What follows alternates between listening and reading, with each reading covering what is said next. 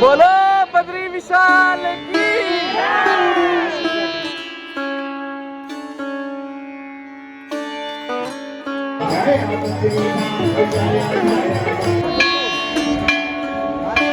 गला बहुत खराब हो गया है।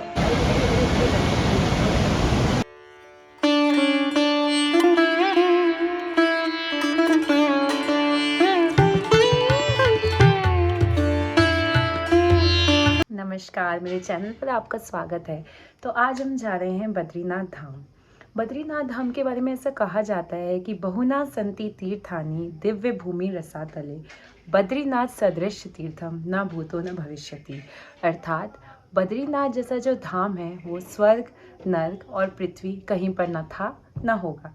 तो चलिए आज जानते हैं बद्रीनाथ से जुड़ी कई कहानियाँ और क्या बनाता है इस धाम को इतना खास और हमारी यात्रा का वृतांत। तो चलिए चलते हैं। बद्रीनाथ भारत के 4 धाम में से एक है। ये चमोली जिले में स्थित विष्णु जी को समर्पित एक मंदिर है। बद्री का अर्थ होता है बेर का पेड़। ऐसा माना जाता है कि जब विष्णु जी यहाँ तपस्या कर रहे थे तो माता लक्ष्मी ने उन्हें कड़ी धूप से बचाने के लिए बद्री के पेड़ का अवतार लिया था।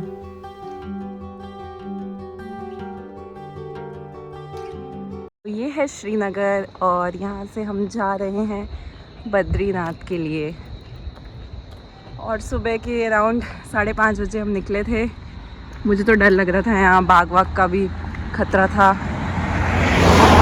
अब बस का वेट है। हेलो गाइस बस नहीं आई है अभी तक, हम वेट कर रहे हैं। मजदूर लग रहे हैं।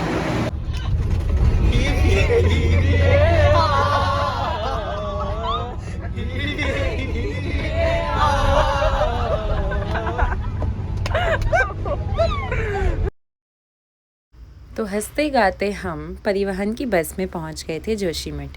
ये बस डायरेक्ट बद्रीनाथ जाने वाली थी।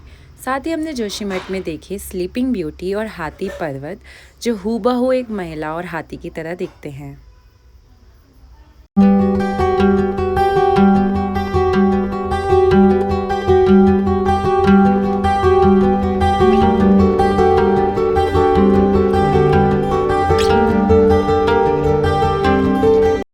बद्रीनाथ से जुड़ी अनेकों पौराणिक कहानियाँ हैं। इसका उल्लेख स्कंद पुराण, महाभारत अनेक ग्रंथों में मिलता है। इसकी उत्पत्ति को लेकर काफ़ी सवाल उठते हैं। कई लोगों का मानना है कि यह अशोक काल में बौद्ध मंदिर के रूप में स्थापित हुआ था, जबकि हिंदू धर्म के अनुसार ऐसा माना जाता है कि देवताओं ने इस मूर्ति की स्थापना की थी और बौद्ध काल के पराभाव में ये मूर्ति अलकनंदा में फेंक दी गई थी। 8वीं शताब्दी में शंकराचार्य ने नारद कुंड से विष्णु जी की मूर्ति को प्राप्त किया था और तप्त कुंड में उन्होंने एक गुफा के पास ये मूर्ति स्थापित की। 16वीं शताब्दी में फिर एक राजा ने इस मंदिर के पूरे निर्माण होने के बाद इस मूर्ति को वहाँ स्थापित किया और ये कहलाया जाने लगा बद्रीनाथ धाम। बद्रीनाथ धाम के पास ही नारद जी को मोक्ष प्राप्त हुआ था और अनेक महान ऋषि जैसे ऋषि गौतम यहाँ पर तपस्या करने आते थे। इसके अलावा शंकराचार्य भी 6 महीने बद्रीनाथ व 6 महीने केदारनाथ रहते थे।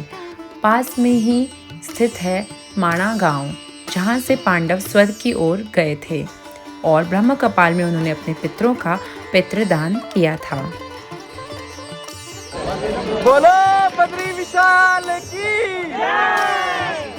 तो अभी हम मंदिर के पास पहुंच चुके हैं। क्या व्यू है, बहुत सुंदर लग रहा है।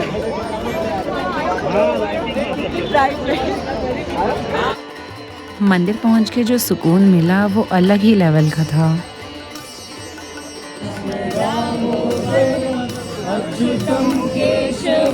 कृष्ण दामोदरम राम नारायणम जानकी वल्लभम।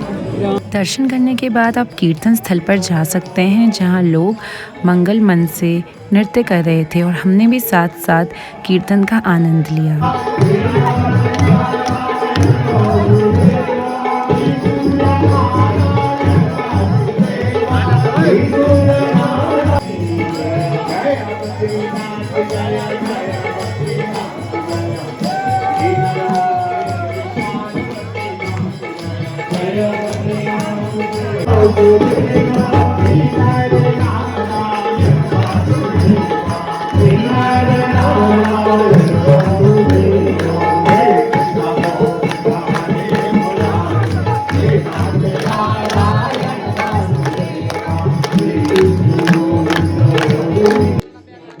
बद्रीनाथ जब से तीर्थ स्थल के रूप में स्थापित हुआ, तभी से राजाओं ने यहाँ आने वाले यात्रियों की भोजन और रहने की व्यवस्था को सुनिश्चित किया।